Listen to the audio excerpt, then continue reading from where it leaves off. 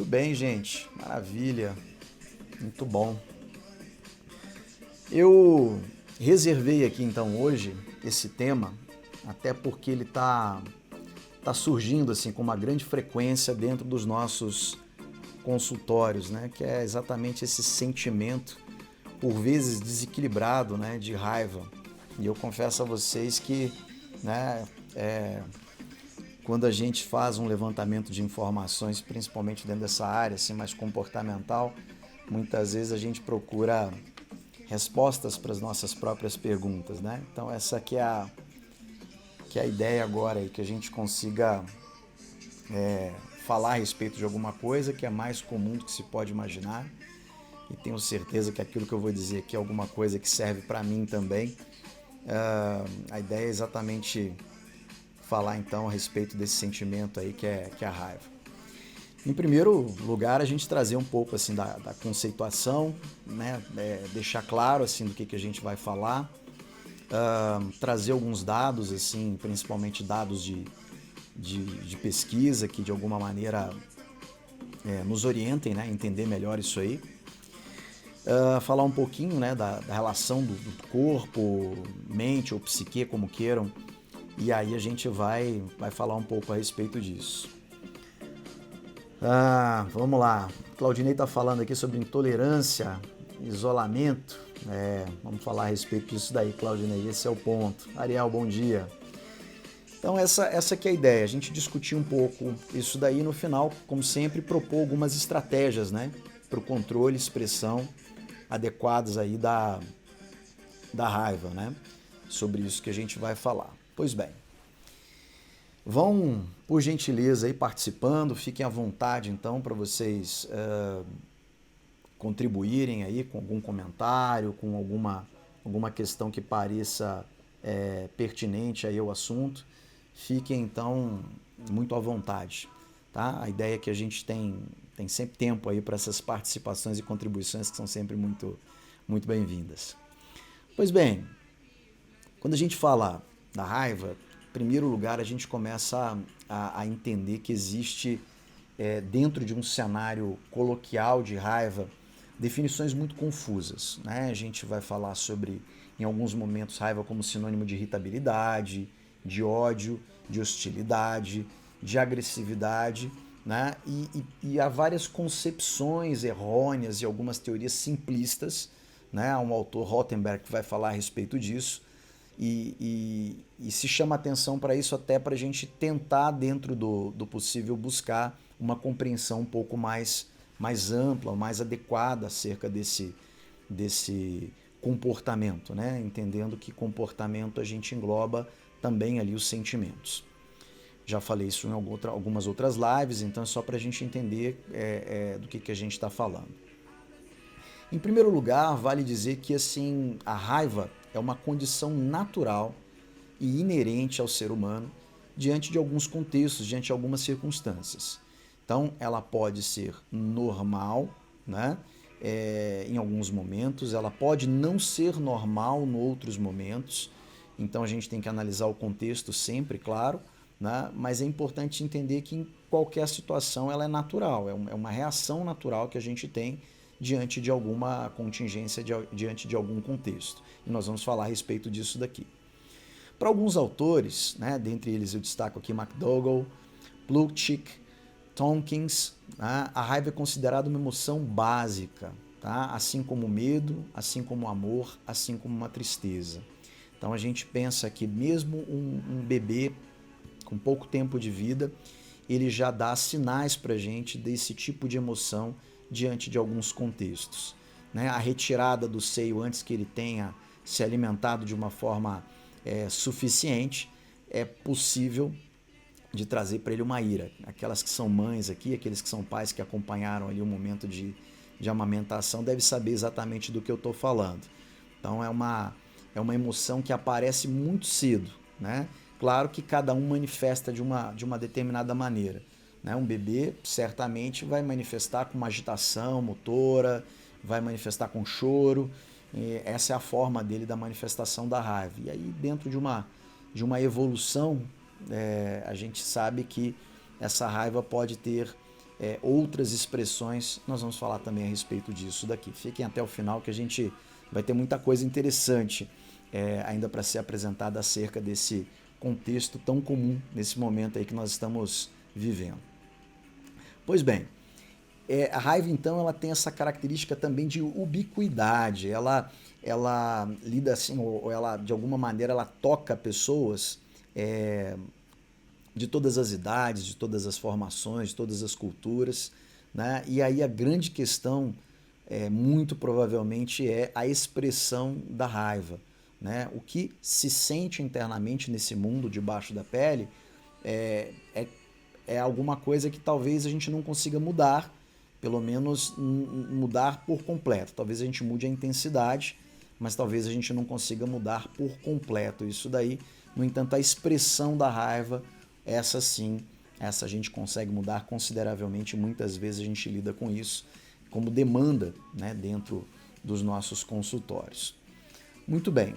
Há alguns aspectos que são funcionais, bem como alguns aspectos disfuncionais da raiva, né? A raiva, ela de alguma maneira, ela atende a um contexto e muitas vezes ela prepara o organismo ou até mesmo coloca o organismo diante de uma situação em que ele lida, né, com aquilo de uma maneira a conseguir, digamos assim, o atendimento a alguma demanda, a alguma necessidade, mas há alguns aspectos disfuncionais, como disse, que envolvem muitas vezes até mesmo um impedimento absoluto, né, do acesso àquilo que está, digamos assim, sendo um que de algo importante, necessário para a pessoa e da qual ela estaria sendo privada. Isso vai ficar um pouquinho mais claro em alguns minutos, no momento em que a gente falar um pouquinho mais de contexto, né, da raiva, os contextos mais comuns de produção. Mas é só para a gente entender que tem esse lado funcional e esse lado disfuncional.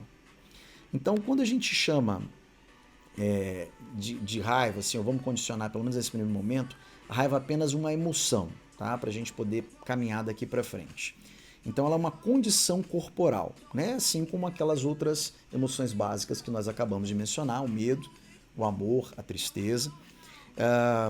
E a partir daí é importante a gente entender que, além desse sentimento, né, disso que se sente, a gente tem pensamentos relacionados a esse contexto de raiva, né? Mas é importante a gente considerar também assim, aquilo que a gente diz diante dos momentos da raiva e aquilo que a gente faz diante dos momentos da raiva. Então, as ações mecânicas, né, diante da raiva, e aí a gente começa a ter um entendimento mais amplo, né? O que se sente, o que se pensa, o que se diz, o que se faz diante desse contexto de raiva. O que acontece com o corpo, né, diante desse contexto aí de raiva? Nós temos, né, o nosso sistema nervoso, e mais especificamente o sistema nervoso simpático, se mobilizando, bem como os músculos também se preparam para uma situação de ataque.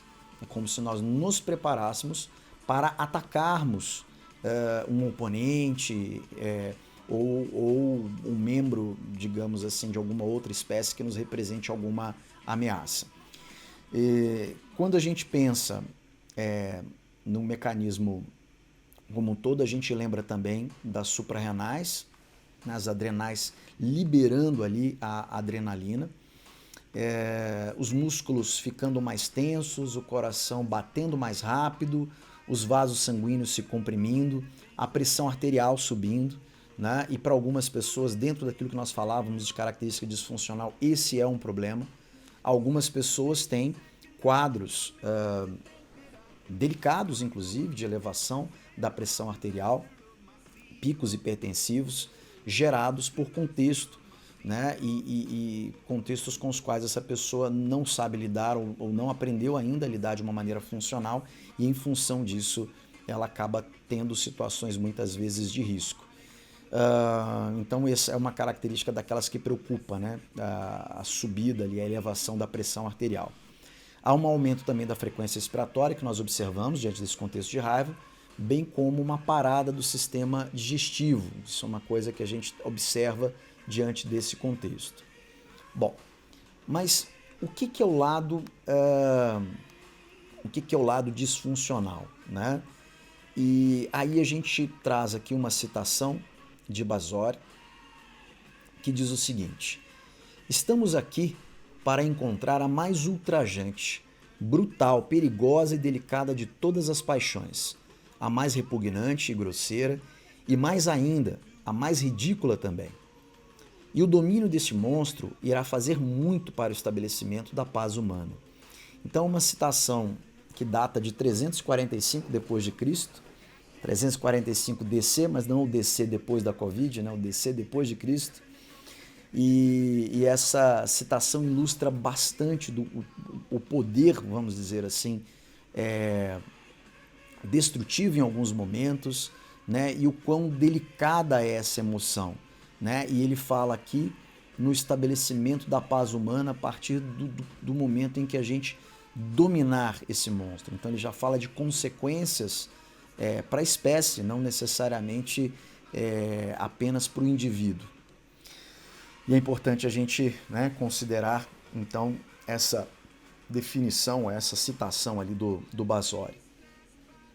Bom, não há uma classificação clara naquele que é o nosso manual diagnóstico e estatístico, né, de transtornos mentais para transtornos de raiva, né, alguma coisa que caracterize essa emoção. Não está muito claro isso, não aparece esse termo ou nada que sugira exatamente essa emoção que é a raiva, né?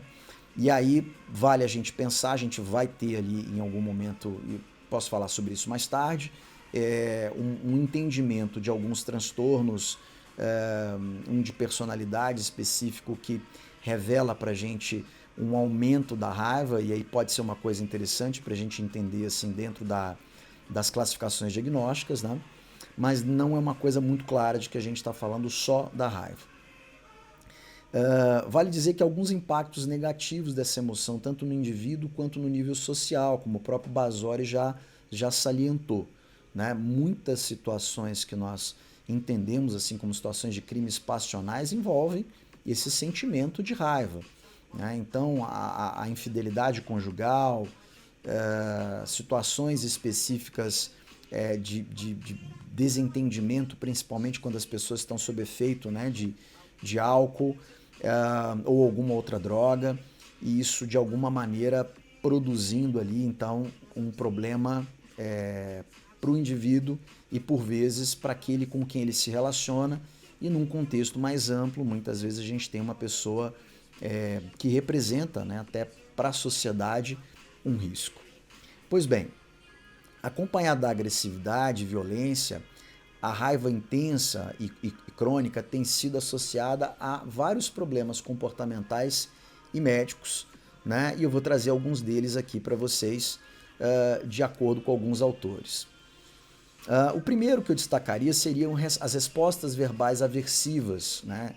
Aquele tipo de resposta ríspida, muito comum, né, na atualidade, no momento atual em que a gente está sendo forçado a um convívio maior até do que a gente gostaria, com pessoas que a gente diz amar e que eu até acredito que ame mesmo, mas de alguma maneira esse convívio nesse nível vai trazendo situações de raiva, e algo associado a essa raiva passa a ser essas respostas verbais aversivas, tais como citadas ali por Tafrat, Kassinov e Dundin em 2002. E é interessante a gente pensar muito, né, no quanto isso pode ferir tanto quanto um golpe desferido contra uma pessoa. A depender do que se diga, né, a gente começa a trazer algumas rachaduras estruturais quando se trata de uma relação conjugal, a gente começa a produzir um abalo dentro dessa relação, muitas vezes paterna ou materna, né, na relação ali com os filhos. Então é muito importante a gente considerar isso com um cuidado muito grande. Algo também que nós observamos dentro daquilo que estaria associado à raiva seria a destruição das relações interpessoais no ambiente de trabalho, tá? Aqui Tafrat e Kassinov vão colocar essa como uma das possibilidades, e se a gente se recordar principalmente de algumas relações com vizinhos, principalmente, até mesmo algumas relações no trabalho, a gente pode ter algumas pessoas que são facilmente irritáveis ou pessoas que demonstram com facilidade, né? Aquela pessoa que ela muda até de cor, ela fica vermelha, ela começa a falar com uma certa rispidez, é aquele colega ou chefe que bate na mesa, é a pessoa que se levanta no meio de uma reunião e sai da reunião, é o vizinho que ameaça, muitas vezes até fisicamente, um outro vizinho por conta de um desentendimento, muitas vezes banal. A gente pode estar falando da situação da briga de trânsito, né? Muitas vezes que envolve tantos riscos, mas é importante a gente entender essa como uma das questões problema relacionadas ali ao contexto de raiva. Pois bem, outro ponto que eu destaco associado à raiva é a tomada de decisão inadequada e o aumento de envolvimento em comportamentos de risco.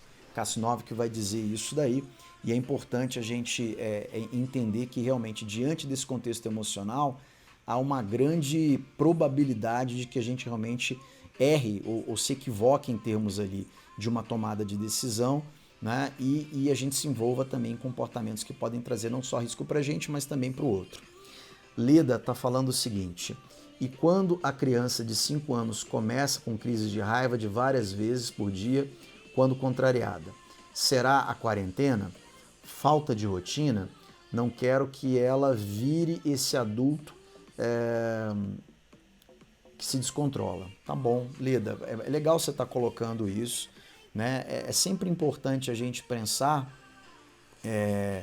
que a gente tem na infância contextos passageiros e a gente tem também algumas características que talvez sejam um pouco mais delicadas quando se trata de manifestação de raiva.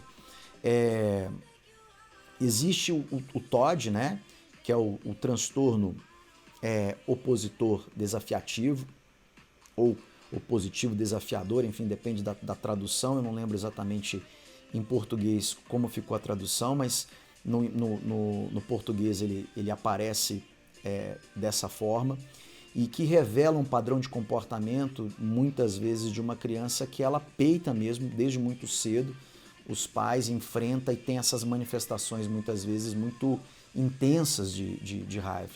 E é interessante a gente levar isso em consideração. Mas você levanta a possibilidade de que seja quarentena? Sim, uma rotina de supressão do contato com os amiguinhos, uma rotina que muitas vezes não é o que ela quer, porque ela está impedida de brincar no parquinho, de fazer coisas que ela gostava de fazer com amigos, colegas de escola, de visitar parentes ou pessoas que estão próximas, né, dentro daquela relação parental. E aí a gente começa a pensar que são muitas as privações.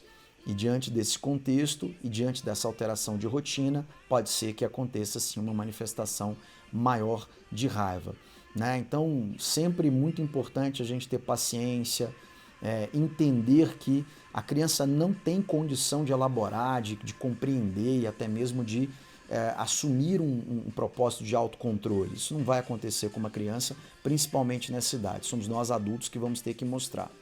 E é importante também observar que crianças aprendem muito pelo modelo. Essa aprendizagem conforme o modelo, a partir daquilo que elas observam, não a partir daquilo necessariamente que elas ouvem dos pais, é muito importante, né? Então, se essa criança, em algum momento, ela observa o comportamento de um dos seus genitores ou de algum adulto que conviva com ela e que revela essa perda de controle, é possível que ela repita esse padrão de comportamento também, e é importante a gente entender isso daí.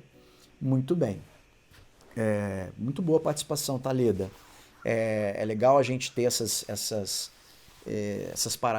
paradas assim, em relação ao que está sendo apresentado aqui, porque a gente contextualiza dentro da realidade quem está se predispondo aqui a ficar até esse horário assistindo a nossa live. Muito bem. Outro ponto que tem sido ressaltado, assim como associado ali à raiva, é o uso de substâncias psicoativas. Quem vai dizer isso é Walt e Rayleigh, que vão trazer, esses são os autores que vão trazer essa correlação entre esse contexto e essa experiência do sentimento de raiva com o uso de substâncias psicoativas.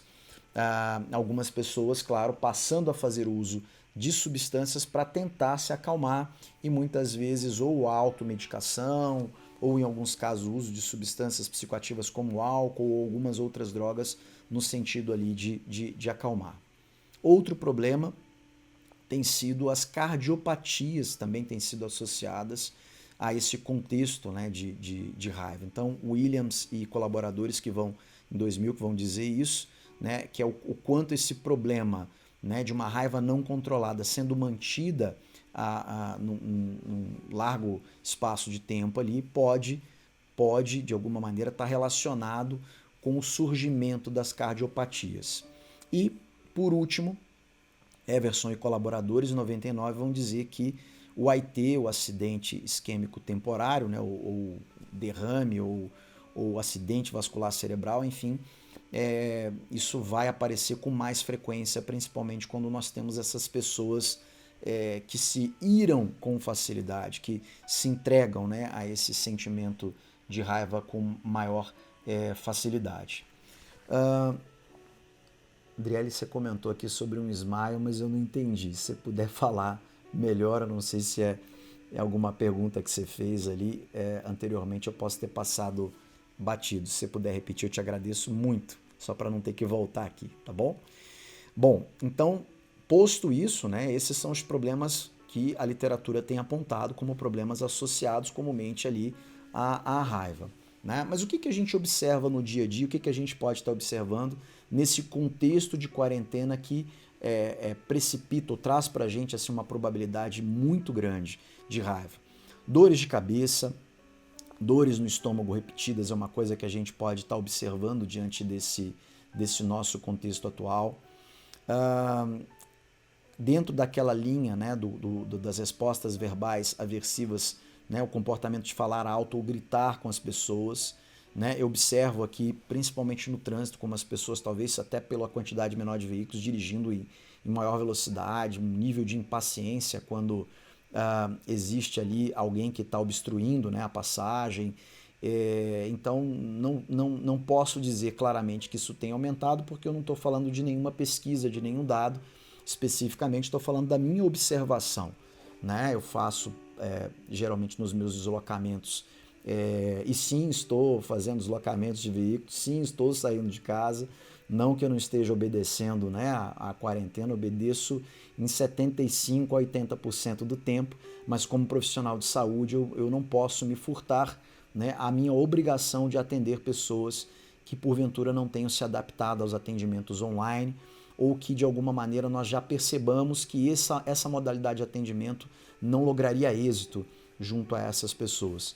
Então, o meu deslocamento basicamente é esse, né? Trabalho-casa, casa-trabalho, não se dá em todos os dias, mas tem acontecido e eu tenho observado isso no trânsito, uma espécie de uma impaciência a mais, a ponto de ver pessoas discutindo por conta de besteira ali no trânsito. Como sempre discutiram, mas eu tenho observado até com uma incidência maior, né, e diante de um trânsito com um fluxo menor de veículos. O sarcasmo e o cinismo também são formas verbais em que as pessoas manifestam raiva.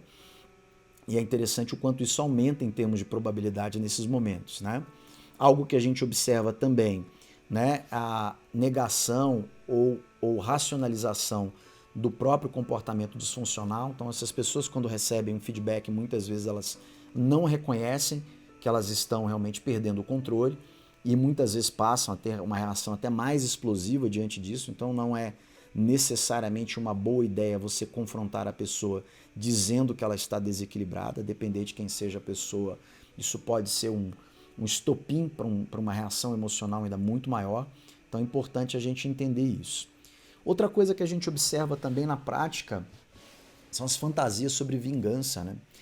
É interessante isso porque algumas pessoas, principalmente aquelas inassertivas, que não dizem na hora aquilo que gostariam de dizer diante de um maltrato, de um distrato, essas pessoas elas revelam pensamentos assim quase obsessivos e constroem uma verdadeira ideação a respeito de algo que elas poderiam fazer para que a outra pessoa fosse exposta, recebesse uma resposta à altura, ou que de alguma maneira fosse humilhada diante de outras pessoas. Enfim, isso é muito comum e a gente observa também isso como uma questão associada ao mecanismo ali de raiva.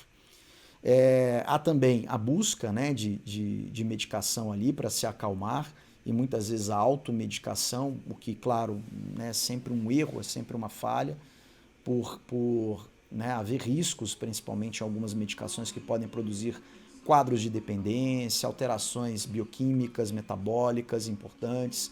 Então valeria a pena muito pensar muito antes de se fazer essa automedicação. A gente observa também algumas pessoas que elas não emitem esse comportamento verbal, elas se calam, tá?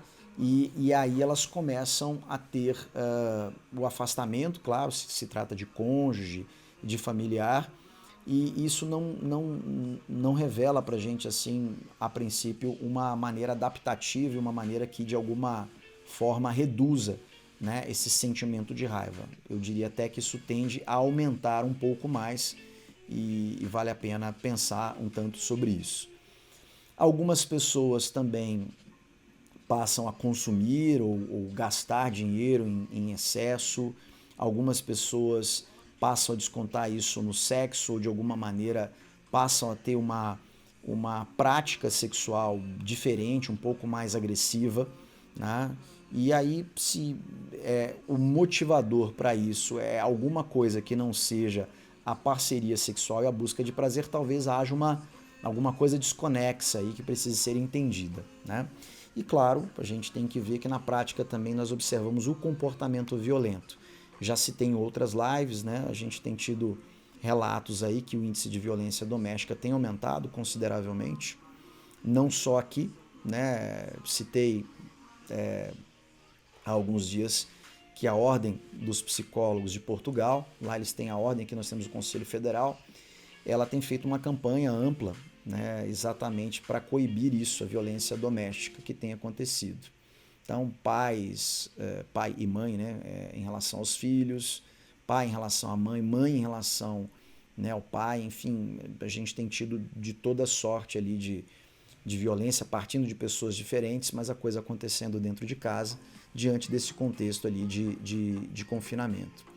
Como nós dissemos, então, essa raiva, então, ela é um sentimento, ela envolve um sentimento muito característico, ela envolve pensamentos, né, como esses que eu coloquei assim muitas vezes de vingança, ela envolve falas, ela envolve, né, o comportamento verbal, aquilo que a pessoa diz, e ela envolve um comportamento mecânico muitas vezes, né, que é o agredir fisicamente uma outra pessoa, partir para uma situação de confronto físico com uma outra pessoa. Então tudo isso é uma probabilidade assim de acontecer e, claro, tudo isso é uma coisa que a gente precisa pensar muito bem. Mas que contexto é esse, né? Se a gente for tentar entender, tem alguma coisa comum entre esses contextos que produzem a raiva? Nós, dentro da área analítico-comportamental, nós observamos que, assim, a retirada dos reforçadores positivos, de alguma maneira, trazem para a gente esse sentimento. Eu citava o bebê no início da apresentação, que quando interrompido em relação à sua amamentação, ele se irrita. E vamos pensar o quanto nós estamos impedidos ou houve para nós a retirada desses reforçadores positivos. Nós não podemos sair para os lugares que nós gostaríamos, nós não podemos ter a socialização da forma como nós gostaríamos. Alguns estão impedidos aí de ir ao trabalho, alguns, né, dentro de uma condição muitas vezes de liberdade que possuíam já não possuem mais, pessoas com maior disponibilidade de tempo, às vezes perderam essa disponibilidade porque agora tem que estar em casa com os filhos, eu estou falando principalmente aqueles que são pais. Então, assim, há uma desorganização. Se a pessoa tinha acesso à academia, por exemplo, que agora ela não pode mais frequentar, né, cuidados pessoais relacionados ali a salão de beleza, por exemplo. Então, tudo isso ficou impactado, é uma retirada dessas coisas que eram reforçadores, estímulos reforçadores positivos para a gente. São, mas de certa maneira nós fomos impedidos, ou de alguma maneira foi retirado da gente essa possibilidade de estarmos produzindo esses reforçadores positivos ou tendo acesso a eles. Então esse é um contexto, guardem bem isso daí. Uma outra coisa é esse impedimento, né, mecânico, vamos dizer assim, da emissão de um determinado comportamento, ele tende a produzir raiva. né? Então, eu me lembro muito de uma situação recente aqui de um vizinho que parou o carro na vaga de um outro vizinho, por engano, né? Mas isso impediu a saída, a entrada, na verdade, do veículo desse vizinho e a saída de um outro veículo que era um veículo da residência dele. Então, uma situação que trouxe um estopim de raiva, uma situação que por pouco não chegou a um confronto físico, né? Mas que esse impedimento, apenas que a pessoa pudesse chegar em casa, estacionar o carro, quer dizer, um impedimento de um comportamento que ela emitiria ali, produzindo uma situação de raiva, né? Então a gente mais ou menos vai mapeando essas situações todas aí para a gente tentar entender. E o atraso também na apresentação daquilo que a gente entende que é a consequência esperada, né? Então, nós aqui em Brasília, principalmente, estávamos numa expectativa sobre essa flexibilização em relação, né, à quarentena, e isso tem sido postergado. Então essa apresentação, esse atraso, na verdade, na apresentação dessa consequência que nós esperávamos, tem produzido, de fato, assim, um nível de estresse, um nível de raiva, né, considerável. Então nós temos realmente, né, uma situação aí que vai sendo, por vezes, aventada ou esperada, ou que nós imaginamos, né, que vai acontecer e a coisa não acontece. Quanto à questão das aulas das crianças, nós temos aí uma situação que só é sinalizada de retomada ali a partir de agosto, pelo menos para a gente aqui em Brasília, né? E eu não estou, em momento algum, tecendo qualquer tipo de comentário a respeito de concordar ou não concordar com isso. Vejam bem, eu só estou descrevendo o que costuma acontecer a partir do momento em que essas situações elas se configuram. Poucas são as pessoas que realmente aceitam ou, de alguma maneira, concordam pacificamente com isso, né, com essa situação. E aí vale a gente pensar um pouco mais a respeito, né, do que a gente está fazendo a partir dessas situações que têm se configurado de uma maneira tão frequente nas nossas vidas e que envolvem esse impedimento, muitas vezes, de fazermos o que gostamos de fazer, de encontrarmos quem gostamos de encontrar.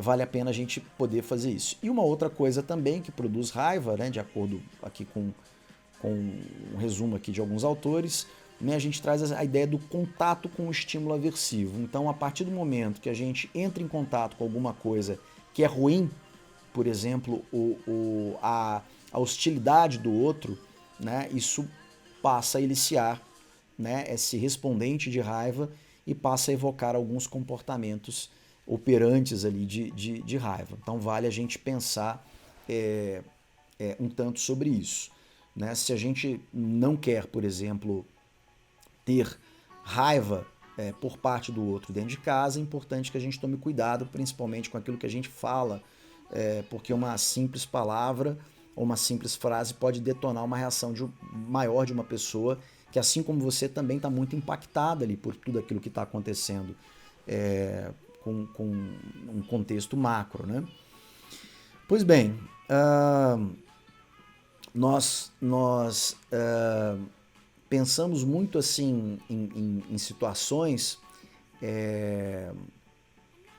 muito corriqueiras assim, e eu queria trazer aqui só para a gente ilustrar, né, uma situação de trânsito ocorrida, né? Esse paciente já foi atendido há mais de 10 anos, ele concordou à época em que os dados dos seus atendimentos pudessem ter sido utilizados, ou ser utilizados em apresentação.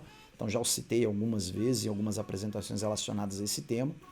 Ele, à época, sexo masculino, 27 anos à época, tá solteiro, sem um relacionamento afetivo estável, um profissional liberal, num momento assim de ascensão financeira, sedentário, um indivíduo que bebia pouco, não era a princípio diagnosticado com absolutamente nenhum diagnóstico importante, não era usuário de drogas e ele tinha acessos de raiva e comportamentos agressivos no trânsito. Isso era o relato dele.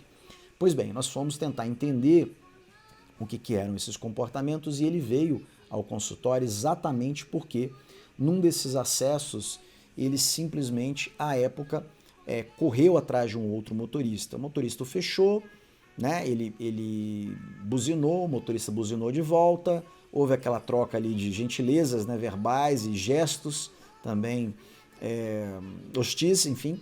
E aí, diante desse contexto, a gente teve ali uma perseguição.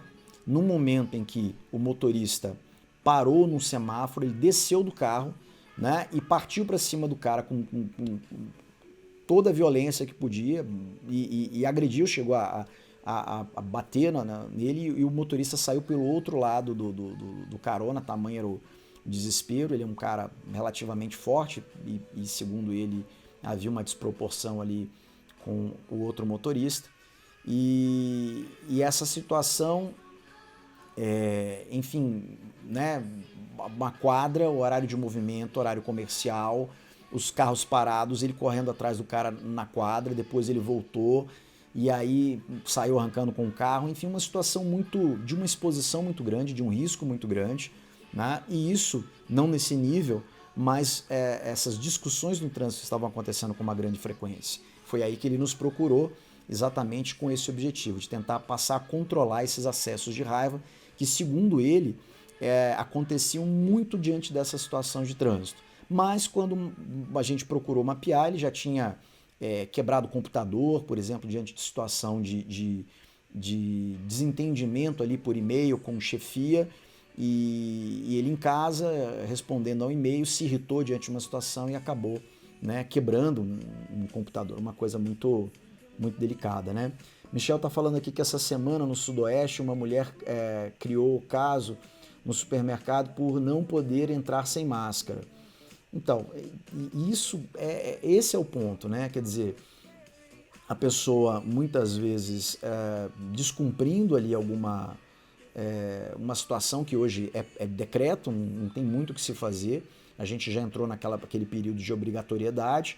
A multa que havia sido sinalizada, ela não vai ser a princípio aplicada, mas é uma situação em que a pessoa não só se coloca em risco, mas coloca outras pessoas em risco, caso ela esteja contaminada, sabendo ou não sabendo. Enfim, é uma situação de risco e é do tipo de situação que vai gerar mesmo, né, um problema maior ali. Vale a pena a gente pensar nesses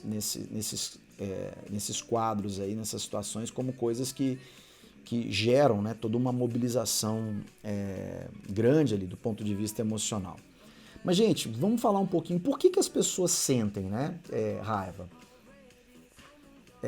Em primeiro lugar, assim, elas têm uma predisposição biológica, sem sombra de dúvida a gente consegue entender isso, até porque toda vez que a gente olha para os comportamentos, ainda que não sejam comportamentos funcionais de uma pessoa, a gente olha para um diagnóstico também, a gente olha sempre para essa predisposição biológica, e aí a gente está falando, né, do que eu citei lá no início, né, de um padrão de comportamento ou uma personalidade chamada personalidade tipo A, que é um padrão, caracterizada por um padrão comportamental em que essa pessoa ela tem realmente reações emocionais explosivas e talvez desproporcionais às situações de perda de reforçadores ou contato com estímulos aversivos ao longo da sua rotina, ao longo do seu dia a dia. Então esse é o ponto, né, que a gente observa assim, de algumas características que a pessoa parece já ter nascido com aquilo. Né? Crianças, às vezes, que se irritam com facilidade, como a Leda trouxe aí mais cedo. Então vale a pena a gente pensar nisso daí. Isso é interessante a gente observar porque, convivendo socialmente, a gente sempre sabe que tem um dos nossos amigos, vizinhos, colegas de trabalho que são aquelas pessoas consideradas facilmente irritáveis, né? Então são pessoas assim esquentadinhas, são pessoas do pavio curto, são pessoas que por pouco elas já se engajam dentro de uma situação de desentendimento e a coisa às vezes chegando no nível, né, de agressão, não só verbal, por vezes física, né? Vale a gente pensar nisso daí. Outra coisa que a gente observa também quando a gente investiga não só o indivíduo, mas também a família desse indivíduo, é um histórico de constante eliciação, né, dos respondentes de raiva na infância ou na adolescência. Então uma pessoa que ela era provocada ali por parentes, babá, até mesmo pelos pais às vezes, né, que não respeitam ali de repente uma coisa que a criança não gosta, fazer cócegas, impedi-la de passar, brincadeiras sem graça, o próprio bullying também, né, porque a gente está falando aqui da adolescência. Então, coisas que mobilizem continuamente, constantemente, né, as respostas emocionais de raiva dessa pessoa, e isso a gente observa que está relacionado principalmente com aqueles quadros de pessoas que revelam uma personalidade tipo A ou um padrão mesmo assim de raiva, como nesse exemplo que eu dei a vocês de um caso clínico atendido. Bom, a privação de afeto também tem sido correlacionada com isso. Pessoas que passaram por boa dose de privação de afeto, né? E também pessoas com histórico de humilhação ou de maus tratos. Essas pessoas muitas vezes têm uma probabilidade ali de desenvolver um comportamento de raiva disfuncional no futuro. Algo que a gente observa também é a falta de uma habilidade assertiva. Pessoas inassertivas, elas geralmente caminham, né? Elas são enquadradas em dois polos. O polo passivo, tá? E também o polo agressivo. Mas o polo passivo, ele pode ser um passivo agressivo, que oscila entre a passividade e a agressividade, e um passivo também que durante algum tempo seja passivo, mas que a partir de algum momento essa pessoa, por alguma alteração hormonal, por alguma experiência vivida traumática, ou até mesmo pela mudança, pelo amadurecimento, ela salta de um ponto para o outro. E aí ela começa a querer descontar tudo aquilo que foi situação de chateação, de humilhação, na qual ela não se sentiu respeitada. Os nãos que ela não deu, ela passa a dar agora de uma maneira muito enfática, muito dura, muito contundente, muitas vezes não preservando as relações e por aí vai. Então, essa falta dessa habilidade assertiva é algo que traz assim, uma certa preocupação. Né? E claro, a gente tem que falar sobre, na etiologia da condição, né, ambiental produzindo um estresse contínuo, que é o que a gente está vivendo hoje. Né? Uma situação totalmente indesejada, não planejada e que nos coloca com uma série de restrições. Né? Então é um contexto ambiental de grande estresse e isso certamente produz, né, aquilo que a gente vai chamar ali como comportamento de raiva. E aí, né, já numa linha assim da gente pensar um pouco o que fazer, principalmente quando a gente percebe que as coisas estão saindo ali do controle, né, muito importante a gente identificar assim esses contextos e situações nas quais a raiva se faz presente. Certamente tem contextos mais brandos e contextos nos quais a pessoa talvez nem consiga se desvencilhar de uma situação armadilha e acabe enveredando por um comportamento até violento, né? Não mais agressivo, mas violento. E é importante a pessoa identificar esses contextos, principalmente se são contextos inevitáveis. Se é um chefe, por exemplo, que a pessoa não tolera, se é um vizinho com o qual ela tem dificuldade, se é o próprio parceiro ou a parceira dentro de casa que tem alguma característica ali de ser uma pessoa que não tem muita censura ali para falar o que pensa. Então é importante a gente pensar nisso previamente, porque se há contextos que nós precisamos enfrentar, é importante que a gente precise se preparar, talvez até diariamente, para enfrentamento desses contextos. Né? Importante a gente entender que uma pessoa que esteja bem equilibrada do ponto de vista dos seus neurotransmissores, ela tende a ficar bem a maior parte do tempo livre dessas manifestações que talvez não sejam as mais adequadas. Então, como forma natural de preservar, né, essa regulação, esse equilíbrio neuroquímico, a gente fala da prática da atividade física constante, não é uma prática 2, 3 vezes, mas principalmente aquelas que estão ali entre 4, 5 vezes ou mais até durante a semana. Então isso é muito importante. Uma boa alimentação também é algo importante, aí eu não vou me ater exatamente ao que eu estou falando de boa alimentação, mas em linhas gerais, para algumas das pessoas que já revelaram um comportamento alterado, a gente fala muito que os psicoestimulantes devem ser evitados. Né? Então substâncias psicoestimulantes talvez não sejam uma boa ideia para essas pessoas que já se manifestam, digamos assim, de uma maneira mais explosiva. Tá? Então o uso de energéticos, café, chimarrão, chá preto, Coca-Cola, Guaraná, enfim, tudo isso é psicoestimulante. E aí se a gente está falando de uma a alimentação adequada. O que é adequado para um não necessariamente é adequado para outro, então busque aí a sua nutricionista, o seu nutricionista ou o seu nutrólogo, enfim, para buscar uma orientação nesse sentido. E quanto à prática de atividade física, claro, né, consultar sempre seu médico cardiologista, ortopedista também, para que você tenha uma liberação para essa prática antes de começar a fazer, né? Mas uma vez liberado, procure um educador físico para que ele possa te orientar de forma que você comece gradativamente ali uma prática que não vá produzir em você lesões ou não te traga alguns riscos e que podem ser riscos, né, para algumas pessoas.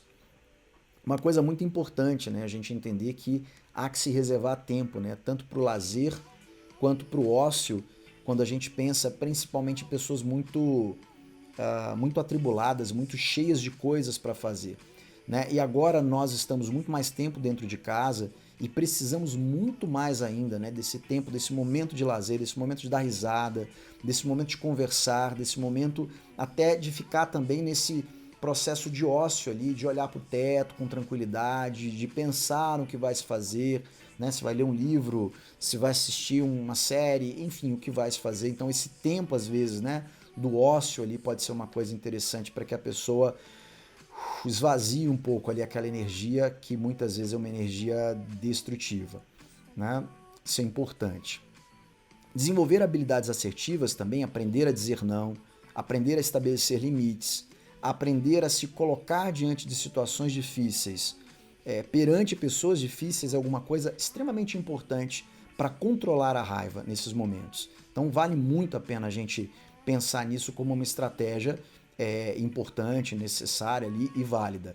Então, o treino de habilidades assertivas, o treino de habilidades sociais, o THS, mas o treino de habilidade assertiva, o treino assertivo, o TA, é muito importante para que uma pessoa que se encontra talvez com um padrão de raiva fortemente estabelecido, que ela reaprenda, né, a lidar com essa situação de raiva e mude não só, né, os seus sentimentos, os seus pensamentos, a sua fala também, que pode ser muito inapropriada, bem como o seu comportamento mecânico ali, se é que ela, né, muitas vezes não está fazendo alguma coisa realmente perigosa assim, né, para o outro e para ela mesma.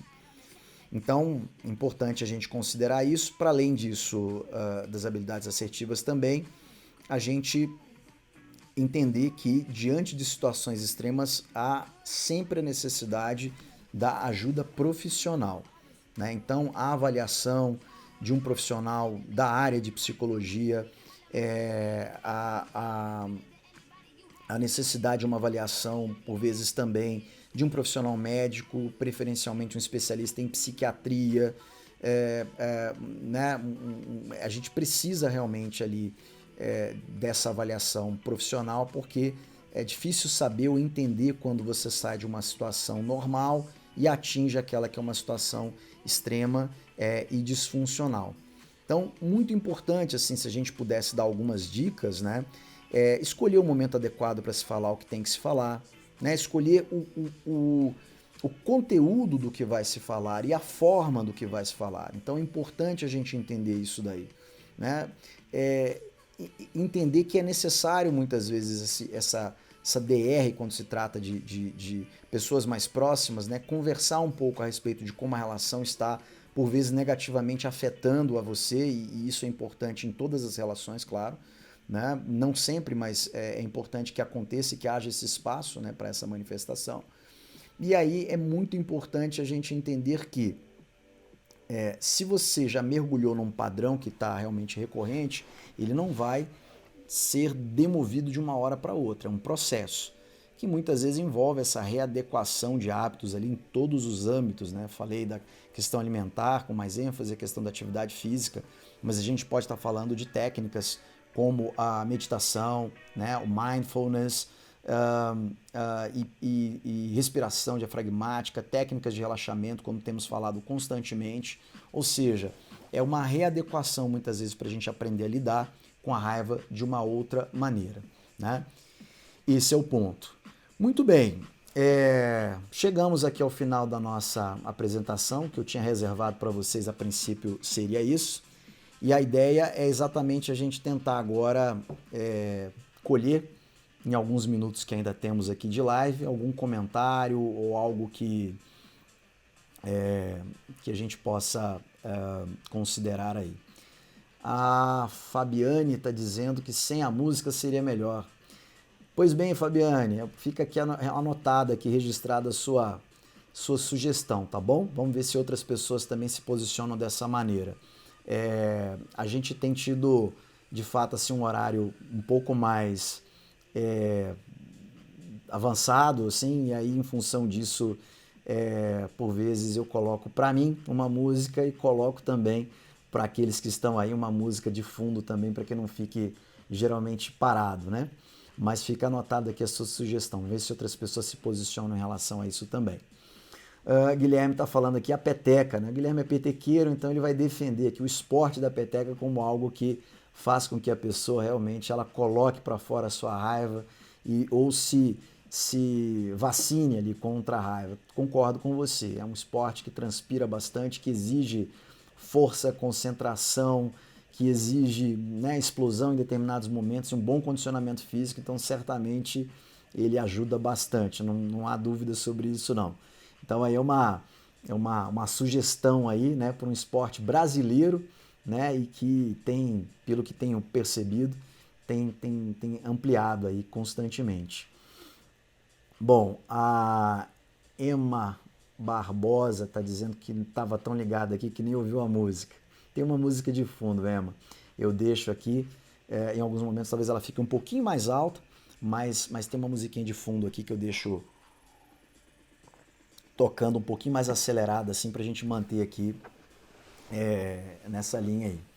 E o Guilherme está falando que ser botequeiro também é ótimo. Bom, se não tiver naquele nível, né, do boteco AA, aí pode funcionar bem sim, né? Então essa ideia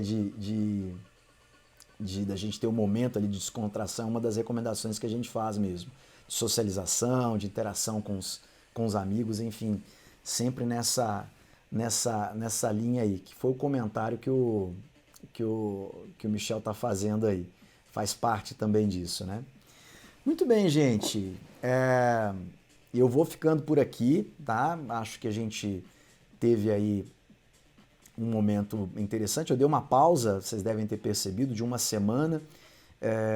Estava, na verdade, cuidando de algumas outras questões de ordem profissional e eu devo retomar, então, o projeto e sempre pensando aqui muito ainda na mudança do horário, tá? Eu gosto desse horário, particularmente eu gosto, mas tem aumentado a demanda para atendimento presencial e alguns atendimentos que não podem ser realmente realizados de forma online, e aí isso traz a necessidade que eu acorde um pouquinho mais cedo, principalmente para a live da quarta-feira, 0 horas, e aí a gente está repensando um pouco essa questão de horário, mas por enquanto a gente mantém isso aqui, tá? Eu aviso com uma certa antecedência caso a gente faça uma mudança definitiva, mas eu queria pelo menos no final de semana manter isso aqui. Eu acho que a gente consegue, né, dormir até um pouquinho mais tarde amanhã, e em função disso, hoje, né, na verdade, em função disso a gente pode aí começar meia-noite, geralmente indo aí até esse horário. O Michel tá falando aqui, tem quarentena bar. Muito bom. Então é isso, gente. Estamos fechando aqui. Quarta-feira, 0 hora, a gente vai trazer um novo tema também. Divulgo para vocês um pouquinho antes do horário, para que a gente participe, né? Claudinei, por ele, poderia fazer até mais tarde, né, Claudinei? Não tem problema nenhum, né? Vamos ver se os demais acompanham isso daí também. Guilherme, obrigado. Cristina, obrigado pela presença. Claudinei também. O Sanches aí, que eu não sei o que é SR no início, mas obrigado. Verônica, obrigado. Lida também, que comentou lá no início. Henrique também, muito obrigado. Para aqueles que eu esqueci de citar, Raimunda, obrigado também, tá? Para aqueles que eu esqueci de falar, por gentileza, não leva. Emma já tinha citado, né? Obrigado pela participação de vocês. Divulguem o projeto, tá? Para que ele atinja uma quantidade maior de pessoas. Muitas vezes é alguma coisa que vai chegar muito forte para alguém que está precisando realmente, né? Então vale a pena. Willam, muito bom dia, meu amigo, tá bom? Mariana, eu costumo dizer que é bom dia porque a gente já passou ali de meia-noite, né? Então, mas tá aceito aí o seu boa noite, tá bom? É isso, gente. Até a próxima, quarta-feira, 0 hora. Espero encontrar vocês aqui. Um abraço, fiquem com Deus.